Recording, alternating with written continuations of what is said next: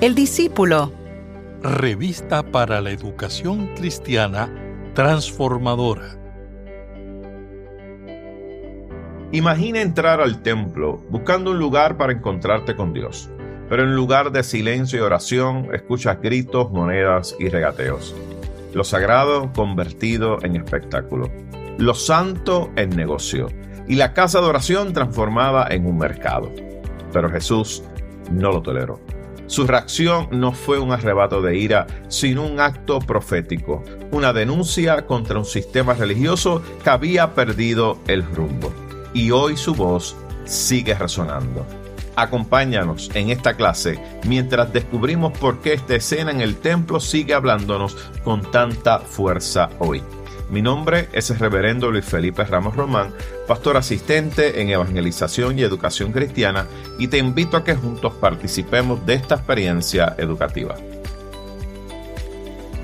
El discípulo. El discípulo. Una revista para la educación cristiana transformadora. Mis queridos hermanos y hermanas, que el Señor les bendiga en este día. Qué bueno una vez más compartir con ustedes la palabra del Señor. Y hoy estaremos trabajando nuestra lección número 21, titulada Jesús purifica el templo. Y el texto bíblico para este día se encuentra en Juan capítulo 2, los versículos 13 al 25. Y el texto áureo se encuentra en Juan capítulo 2, versículo 16, que lee de la siguiente manera. Y dijo a los que vendían palomas: quitad de aquí esto, y no hagáis de la casa de mi padre casa de mercado. Y en el día de hoy tenemos los siguientes objetivos. El primero, explicar la función del templo en la vida religiosa y sociocultural de Israel en tiempos de Jesús. Número 2, analizar los sucesos que provocaron la indignación de Jesús ante la presencia de los mercaderes en el templo. Y número 3, evaluar nuestras prácticas religiosas a la luz del reclamo de Jesús para evitar que se conviertan en instrumentos de opresión. Y el vocabulario para este día es el siguiente y es templo.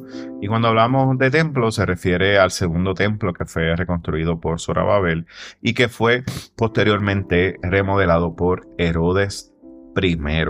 Y este templo, este segundo templo, fue destruido por el ejército romano en el tiempo del 70, en la década ya del 70 después de Cristo. Y lo que son las monedas de los cambistas, y era el pago de los tributos del templo, requería, ¿verdad?, de esta moneda especial, que era esa moneda que se llamaba el siclo de Tiro. Y esta es la moneda que únicamente era aceptada, y esto era una moneda que era acuñada, ¿verdad?, en la ciudad de Tiro. Así que los peregrinos requerían el cambio de esas monedas.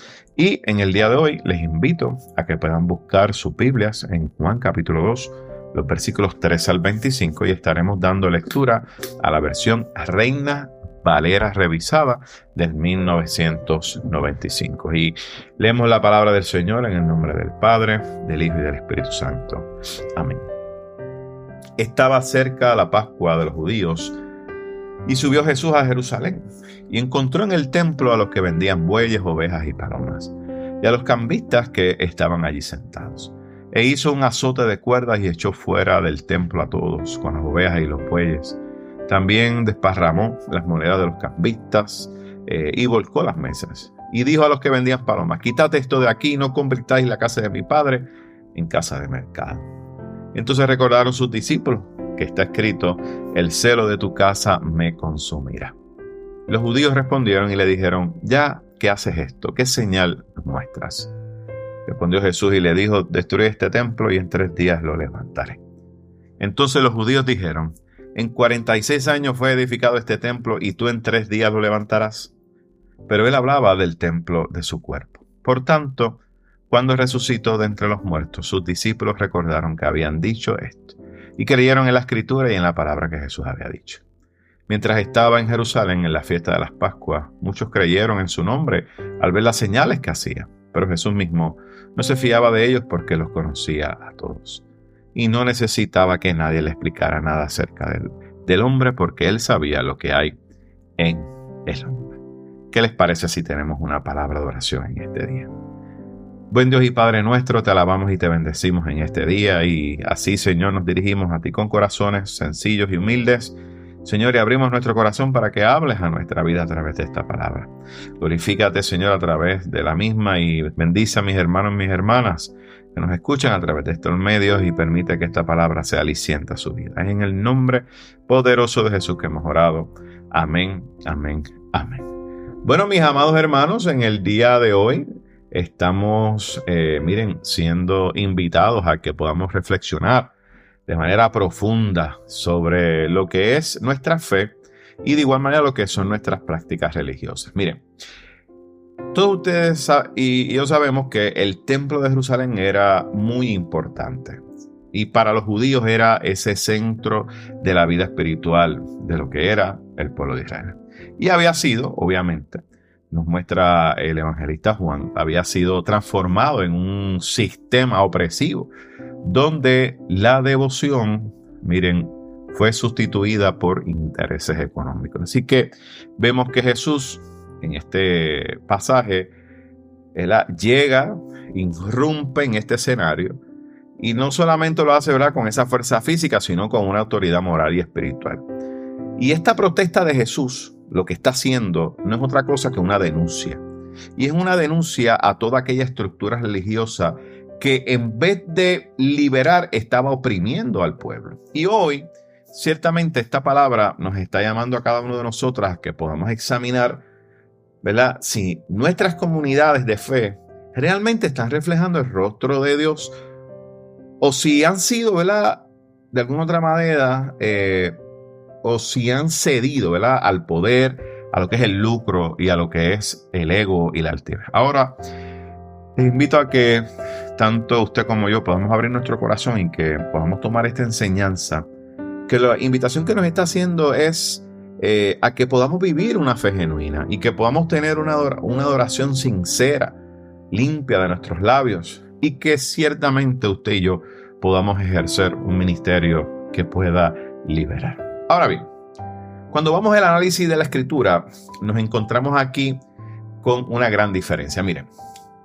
los evangelios, lo que es Mateo, Marcos, Lucas y Juan, de estos cuatro, Juan es el único evangelio que presenta esta escena entre las primeras acciones de Jesús, en esas acciones públicas de Jesús, ¿verdad? Y no lo presenta, en el evangelio de Juan, no presenta esto como un evento final, como lo está haciendo los evangelios de Marcos, el evangelio de Mateo y el evangelio de Lucas, que se le conocen a estos tres evangelios como los evangelios sinópticos. Así que Juan ubica de manera estratégica esto al principio del relato. Y esto lo hace, ¿verdad?, porque ciertamente hay una clave teológica.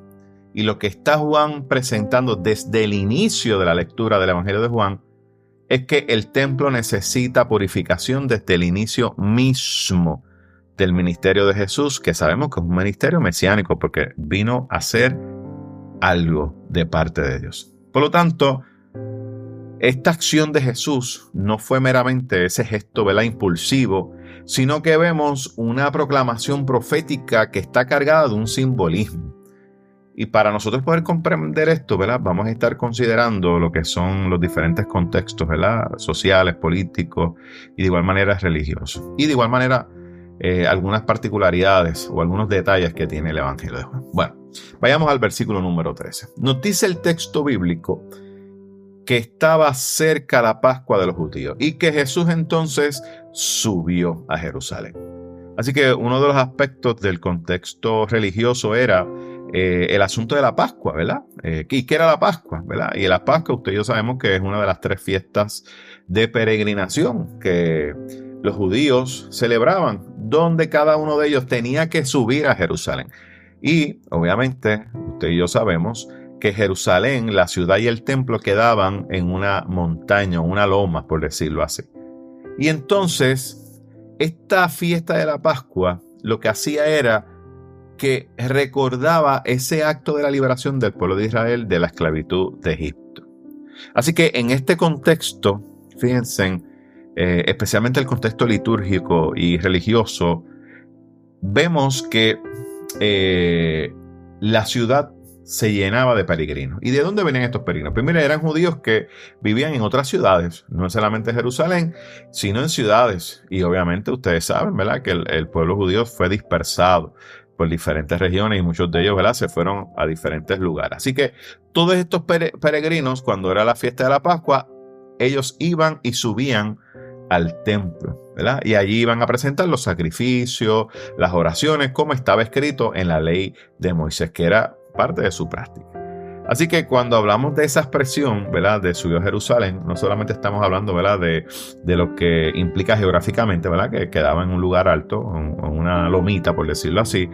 También lo vemos desde el aspecto espiritual, donde vemos que se está ascendiendo hacia una ciudad santa. Así que vemos que el evangelista de Juan inicia, ¿verdad?, este relato, esta escena, en el, vamos a decirlo así, comienza el ministerio de Jesús con esta escena. Inicia el Evangelio de Juan con esta escena. Y entonces, ciertamente, una de las cosas que también Juan quiere presentar es este asunto de que Jesús, desde el inicio de su ministerio, va a revelar lo que es la voluntad de Dios. Pero de igual manera, es en Jesús el nuevo lugar del encuentro con lo divino. Así que Juan quiere desde el saque, desde el arranque, desde, mire, el inicio de ese evangelio de Juan, dejar claro eso, que Jesús vino a revelar la voluntad de Dios y Él es la revelación máxima de Dios. Pero de igual manera, dejarle entender que es en Jesús ese lugar de encuentro con el Dios Todopoderoso. Vayamos a los versículos 14 y 5. Vemos entonces que Jesús está en esta escena entrando al templo. Y cuando Jesús entra al templo, se encuentra, ¿verdad?, con un templo convertido en mercado. Así que Jesús lo que está viendo y presenciando es un sistema que está corrompido, ¿verdad? ¿Y qué era lo que había allí? Pues mire, había allí lo que siempre ocurría, ¿verdad?, que es que habían vendedores de animales, habían unos cambistas que estaban en el área, en el pasto exterior, que era los que cambiaban las monedas, ¿verdad? Como lo mencionamos, era, pues, yo vengo desde tal ciudad y la moneda que yo uso no es la que aceptan allí, así que voy donde el cambista entonces me da la moneda que corresponde, que es la moneda de tiro o el ciclo de tiro. Y entonces con ese ciclo de tiro que me entregaba el cambista, yo podía ir a comprar ya fuera un buey, una oveja o una paloma en base a mi capacidad económica. Pero ¿qué pasaba? Aquí, esto que se está viendo, ¿verdad?, eran servicios que eran necesarios, ¿verdad?, para el funcionamiento del ritual del templo. Así que no es que eso estuviera mal, sino era el abuso que estaba ocurriendo. Y es que no podemos olvidar que Jesús no está desconectado de la comunidad. Jesús no está desconectado de la realidad que está viviendo el pueblo. Y esto es bien importante. Y hago, ¿verdad?, una pausa aquí. Como hombres y mujeres cristianos que somos, es necesario que nosotros estemos conscientes de la realidad que atraviesa nuestro país y la realidad que atraviesan otros países hermanos. Porque no podemos, mis amados hermanos, aislarnos de la realidad que está ocurriendo en nuestro país, aislarnos de la realidad que está ocurriendo en el mundo. No, el Señor nos llama a que podamos estar ahí con ellos, entender qué está pasando, que podamos nosotros ser empáticos con la situación que atraviesan nuestros hermanos y nuestras hermanas. No lo podemos hacer desde el privilegio, porque en ocasiones pensamos que nuestra realidad o nuestra realidad o el privilegio que tenemos, porque mire, tenemos casa, muchos de nosotros tenemos trabajo, y esos son privilegios, pero la realidad es que no todo el mundo en nuestro país, en Puerto Rico, puede contar con un vehículo, puede contar con un trabajo, y están atravesando con realidades difíciles. Así que Jesús sabía lo que estaba ocurriendo en el pueblo. Jesús no estaba desconectado del pueblo. Y por eso es que cuando entra al templo, ve los abusos que están ocurriendo en el exterior, que está poniendo ciertamente el gobierno romano, que los está oprimiendo. No solamente eso, sino cómo los fariseos de igual manera siguen oprimiendo al pueblo con tantas leyes que ni los mismos fariseos podían seguir. Y entonces va al templo y ahí entonces también se da cuenta que allí están abusando del pueblo, donde hay una sobrecarga económica. Y se está dando cuenta que la fe entonces se está comercializando. Si no tienes dinero, tus pecados no pueden ser perdonados. Así que el templo, de alguna otra manera, el propósito del templo había sido desplazado. Porque el templo tenía un propósito espiritual. Y entonces, el lugar que se supone que fuera consagrado para la adoración y la reconciliación, se había convertido entonces en un sistema de lucro y de control religioso. Y esto es lo que Jesús estaba condenando. Así que vemos a Jesús que llega, ve esta realidad, ve lo que está sucediendo, porque Jesús es el Hijo de Dios, no es bobo, sabe lo que está pasando. Sabe los chanchullos, como decimos en puertorriqueño, que está habiendo posiblemente con los cambistas, posiblemente dándole monedas que quizá con el valor elevado, inflado, quizá los que vendían los animales, subiendo los precios sin necesidad. Entonces Jesús se encuentra con eso y Jesús no está contento con lo que está pasando. Por eso que entonces Jesús viene, azota con las cuerdas, expulsa a los animales, expulsa a los comerciantes, vuelca las mesas de los cambistas. Y este gesto, fíjense, de Jesús no es una reacción violenta sin control, sino que se convierte en una denuncia. Y cuando usted lee el libro de Jeremías, el libro de Isaías, el libro de Zacarías, se da cuenta que los antiguos profetas de Israel confrontaban al pueblo de manera que el pueblo no, ¿verdad?, perdiera su integridad. Y vemos en los testimonios de Jeremías, Isaías y Zacarías cosas, ¿verdad?, muy parecidas quizá a las que hizo Jesús. Pero si vamos al versículo número 16, nos damos cuenta en el mensaje principal de Jesús. Fíjense, Jesús hace una expresión. Dice, quiten esto de aquí y no hagas de la casa de mi Padre en casa de mercado. Y esta es la primera vez en el Evangelio de Juan que Jesús entonces se refiere a Dios como su Padre. Y fíjense, lo hace con una autoridad increíble. Por lo tanto, la denuncia que Jesús está haciendo no es simplemente contra una práctica que se estaba dando, sino contra una estructura que ha perdido su orientación hacia Dios. Había perdido el norte. Y el norte se había, perdido. Y en vez de orientarnos hacia Dios, lo que estaba sucediendo allí en el lugar, en el templo, era una estructura que lo que estaba es orientada a llenar los bolsillos de los que estaban allí. Y fíjense, cuando usted lee los sinópticos, Mateo, Lucas y Marcos, se da cuenta que Jesús cita a Isaías y también a Jeremías, ¿verdad?, diciendo que el templo se había convertido en una cueva de ladrones. Fíjense que, a diferencia de estos sinópticos, Juan entonces omite esas referencias y hace énfasis en el uso indebido del espacio sagrado. Entonces, Jesús no está negando la necesidad del culto, sino restaurando su sentido. ¿Y cuál es el sentido? Pues miren, que el templo es el lugar del encuentro de las personas, de los seres humanos con Dios. Y el templo no es un lugar de explotación del ser humano.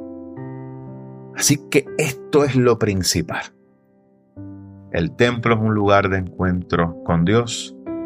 El templo no es un lugar de explotación del ser humano. Por lo tanto, en ese contexto, la purificación que Jesús está haciendo no es destrucción, sino es renovación. Así que Jesús no está cancelando lo que es el valor del templo, no malinterpretemos esto. Pero sí Jesús lo que está haciendo es confrontando su mal uso. Y yo creo que eso es una pregunta que nosotros debemos hacernos. Lo que ocurre en nuestros cultos, en nuestros templos, ¿realmente lleva a la gente a que tenga un encuentro con Dios? ¿Qué es el propósito? Si esto no está ocurriendo, debemos entonces repensar. Entonces el verso número 17 nos habla de que el celo por tu casa me consumirá. Y entonces vemos que aquí Juan el Evangelista, en esta narrativa, lo que está introduciendo es una conexión con el Salmo 69, versículo 9, ¿verdad? Donde habla, ¿verdad?, del justo que sufre por amor a Dios. Entonces, fíjense, Jesús, defiende lo que es ese propósito original del templo, ¿verdad?, como lo hemos dicho. Y es importante que entendamos que Jesús está defendiendo ese propósito original del templo porque es parte integral de la misión de Jesús.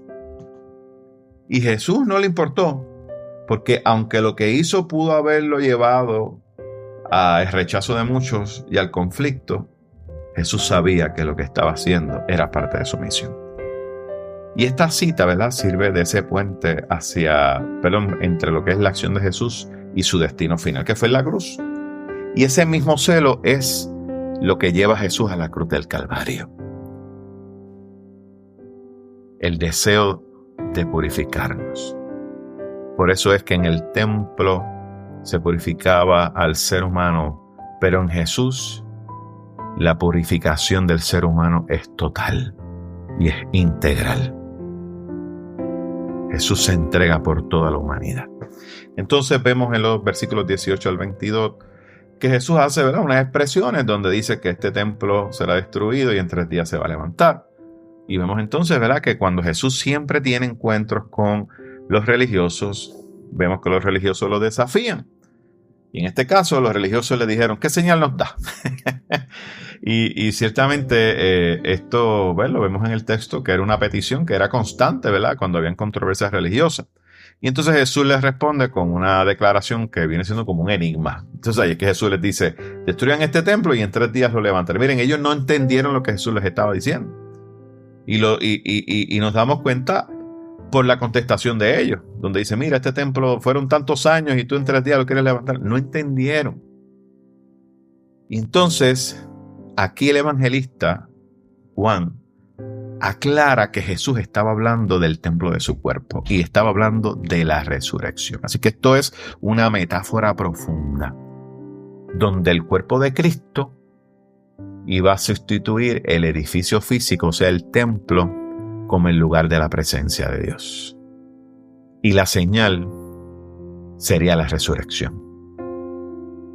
La resurrección sería la gran señal. Esa confirmación de que en Jesús se cumple todo lo que el templo representaba, que era el perdón, la comunión, la adoración y la redención. Y esto, ciertamente, es muy central en lo que es la teología de Juan. Y vemos entonces que Jesús es el nuevo templo, el verdadero lugar donde habita la gloria de Dios. Vayamos a los versículos 23 y 25, que son los versículos finales. En estos versículos vemos que el evangelista, o sea, Juan, introduce una nota de realismo espiritual, ¿verdad? Y aunque muchos que estaban allí, dice el texto, que creyeron cuando vieron las señales que Jesús hizo, Jesús no confiaba en ellos. Porque Jesús conocía el corazón de cada uno de aquellos seres humanos. Y en mucho del corazón de ellos había inconsistencia. Y esto es importante, mis amados hermanos, porque si algo usted y yo tenemos que entender es que la verdadera fe no se sostiene solo por los milagros. La verdadera fe no se sostiene solo por mirar, observar o presenciar milagros, sino por una relación que es auténtica con la verdad que ha sido revelada en Jesús. Eso, mis amados hermanos, es lo que sostiene nuestra fe. Una relación auténtica con Jesús. Y este final que nos presenta estos versículos, vemos que tiene como una capa más de profundidad. ¿Y cuál es? Y es que la purificación que Jesús hace no es solo externa, sino también interna. Jesús no quiere simplemente templos limpios de mercaderes, sino quiere corazones limpios de la hipocresía, de la avaricia y de la religiosidad vacía que existe. A manera de aplicación, este relato que nos presenta Juan nos hace una pregunta. Y es la siguiente, y se las hago, y me la hago yo también. ¿Está nuestro culto centrado en Dios o en los intereses humanos?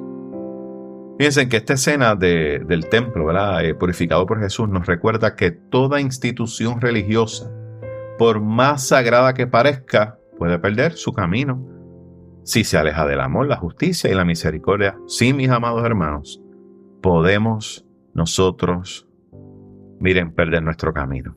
¿Cómo lo hacemos? Si nos alejamos del amor, de la justicia y la misericordia. Si eso no está presente en nuestros templos, estamos totalmente alejados de lo que es la voluntad de Dios. Y digo esto con mucho respeto y lo digo con amor. Y hoy, ciertamente, como en tiempos de Jesús, ¿verdad? Hay estructuras eclesiásticas que en lugar de liberar, oprimen. Hay ministerios que en lugar de liberar, oprimen. Que en lugar de servir, se sirven. Y fíjense en que Jesús no solo denunció la corrupción, sino que Jesús actuó. Y sabemos que el azote de cuerdas de Jesús nos incomoda, pero también nos invita a que reformemos lo que no está honrando a Dios. Por lo tanto, mis amados hermanos, la iglesia no puede ser, escúcheme, la iglesia no puede ser un espacio de manipulación emocional, ni de abuso espiritual, ni de comercio disfrazado de adoración.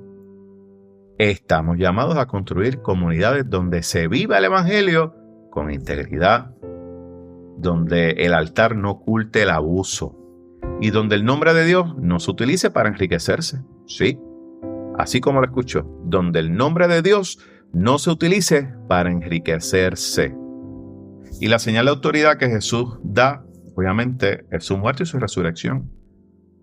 El cuerpo de Jesús, fue entregado por amor. Y ahora es el nuevo templo. Y nosotros, hoy en día, somos su cuerpo. Y si nosotros somos el cuerpo de Jesús y Él es la cabeza, usted y yo somos llamados a vivir esa misma entrega. ¿Y qué les parece si hoy y cada día de nuestra vida nos comprometemos a vivir de la misma manera que Jesús vivió? ¿Qué les parece si tenemos una oración final? Señor amado, Padre de toda gracia y misericordia, alabamos y bendecimos tu nombre, Señor, por siempre. Y agradecemos, Señor, por tu bondad. Agradecemos por el privilegio, Señor, que nos das de tener lugares para poder servirte, para poder reunirnos. A pesar de que hay lugares en el mundo, Señor, donde los cristianos y cristianas no tienen lugar donde reunirse. Y si tienen, lo hacen, Señor, en lugares escondidos para evitar ser arrestados y llevados a la cárcel. Ayúdanos, Señor, oh Dios, a que en estos lugares y que en nuestros templos podamos aprender de tu palabra, que podamos construir comunidades juntos. Te pedimos, Señor, que nuestra vida y nuestro testimonio y nuestras prácticas religiosas puedan reflejar esa compasión y esa misericordia a todo el mundo. No permita, Señor, que nos convirtamos en instrumentos de opresión. Y te pedimos que nos ayudes, Señor, a construir una iglesia que se convierta en un oasis en medio de los desiertos y que se convierta en un lugar de paz en medio de este mundo tan convulso. Y que cada persona, cada ser humano que llegue, Señor, puedan así encontrar un lugar acogedor, un lugar donde puedan ser transformados, un lugar donde se sientan amados y que se sientan que tú les perdonas. Te lo pedimos, Señor, en Cristo Jesús, Señor nuestro. Amén, amén y amén. Mis amados hermanos, que el Señor les bendiga y les guarde y esperamos estar con ustedes la próxima semana. Gracias por escuchar El Discípulo. Revista para la Educación Cristiana Transformadora.